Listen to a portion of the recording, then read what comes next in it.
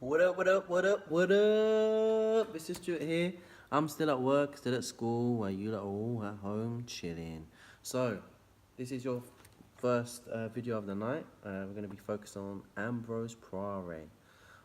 Expecting quite a few of you not to sign in tonight until later on and check out the video later. But that's all good, that's all cool, I don't mind. You know me. So what we're looking at, I tell you what we're looking at. We're looking at what's on the board. The problem is, what you're seeing in your video is probably back to front. Let me tell you what it says. It says, what was significant about Ambrose Pare when it came to surgery? Yeah? I don't know if you saw that because I got a 10% battery notification. So I'm going to tell you again. What it says is, what was significant about Ambrose Pare when it comes to surgery? Now, we've got three things on that little mind cloud. But what I'm going to do is I'm just going to talk you through it because they're all back to front and I'm getting stressed out. And no one likes it when I'm stressed out. Okay, so Ambrose Pare. What was his significance to surgery? Yeah, that's what we're thinking. That's what we're trying to work out. Let's put the glasses on. Oh, look at the reflection. Hey, I can see myself. Ooh.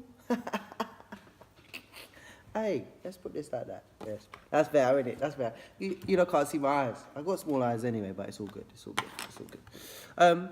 So Ambrose Pare. Typed up a couple of notes to help you get through it, and I've also given you, gonna give you a nice little speech about Ambrose Pare made when he made his fantastic discovery on how to improve cauterization. So Ambrose Pare, he was a surgeon. Basically. And where did he learn his skills? He learned his skills as a barber. Not my barber who gave me that fresh trim. Barbers back in the Renaissance were people that would, yes, give you a haircut, but also were people that would basically do surgery.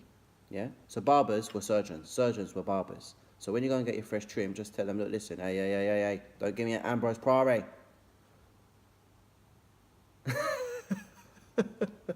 Anyway, he really enjoyed surgery. He really enjoyed improving things when it came to the human body and improving his techniques when it comes to surgery. Well, in 1536, by chance, that's why I put chance up there, by chance, he discovered a new way to heal wounds. So the issue with surgery was once the surgeon or the barber made an incision on the human body, the problem is how are they going to close it up again? How are they going to stop the bleeding as well? Yeah, that was the issue. Now, Ambrose Pare came up with an idea of improving something called cauterization. So cauterization is where you basically burn the open wound, the open cut in your body with a piece of hot metal. Yeah? And you put a little bit of soothing oil on it. Yeah, what he used, he called it cautery oil. Now, the problem is the wounds would take a little bit of time to heal.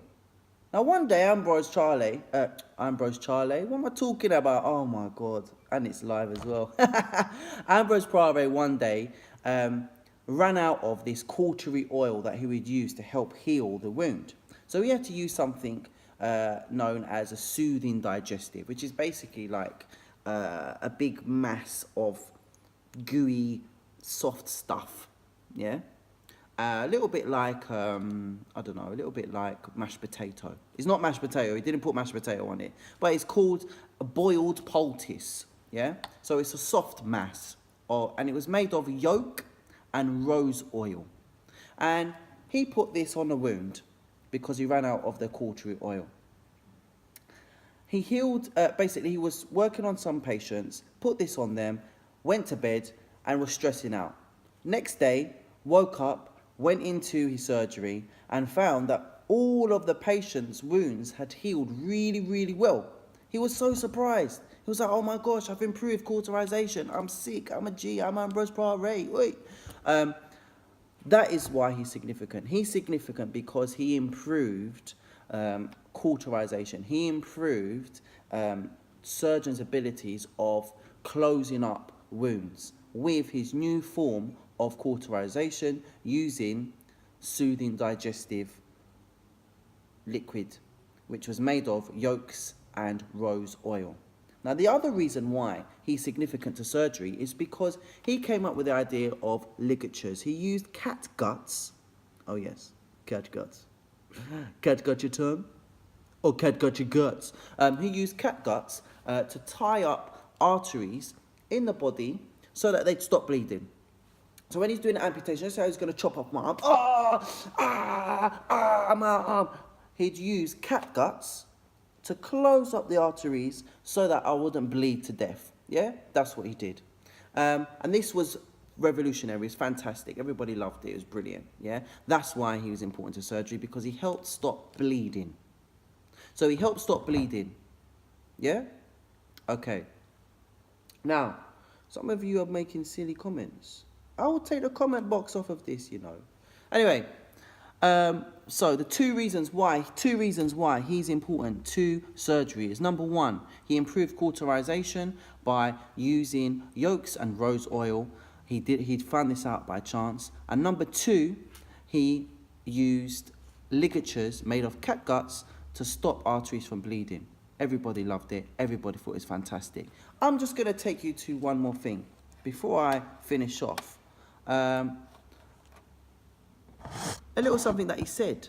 Ambrose Pare, on the night that he found this new digestive made of yolk and this new rose oil, this is what he said, and he was French.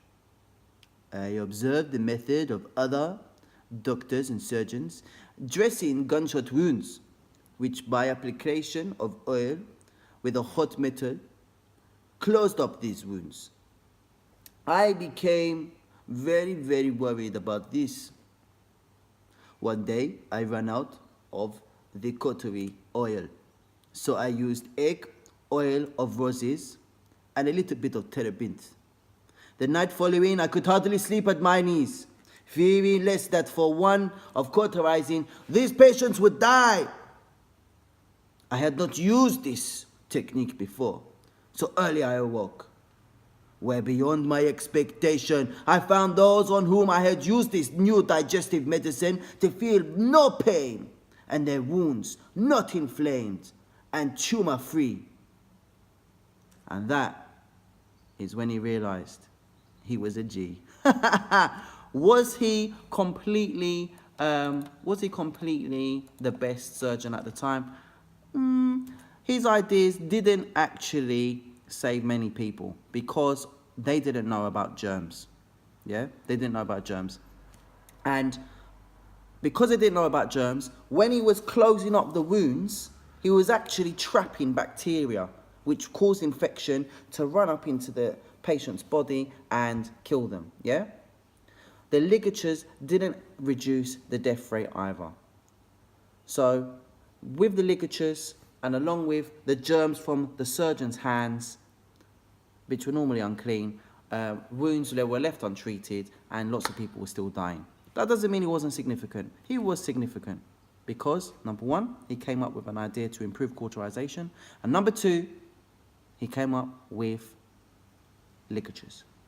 I'm Mr. Stewart. You saw the peace sign just then. Let's do it again. Peace.